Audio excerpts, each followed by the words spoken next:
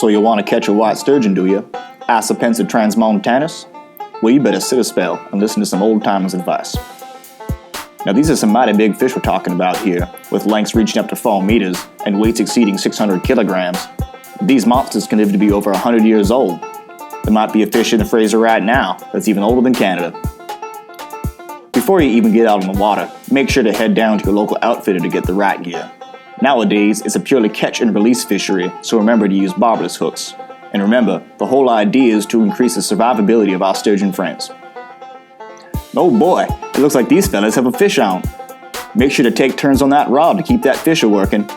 Before you bring that fish in, you gotta decide what you're gonna do with it. For fish under 1 meter that you can handle yourself, the key is to have the camera ready before you remove the fish from the water. Grasp the fish by the tail and place the other hand under the pectoral fins, holding the fish horizontally to properly support the sturgeon's weight.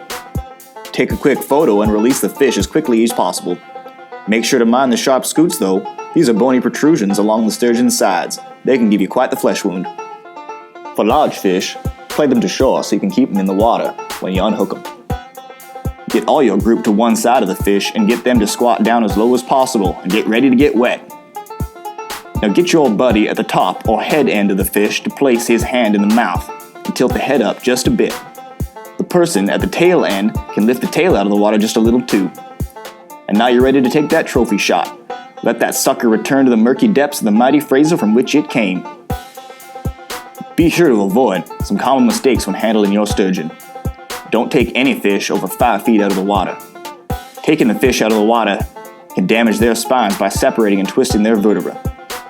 Don't tie any ropes to tow the sturgeon in any direction. You could damage their gills. And don't handle any fish by the pectoral fins, as this can cause damage too. And for Pete's sake, keep that fish wet. Now that you know what you're doing, get out there and do some angling. And if you have any further questions, visit your local outfitter or check out the Fraser River Sturgeon Conservation Society's website.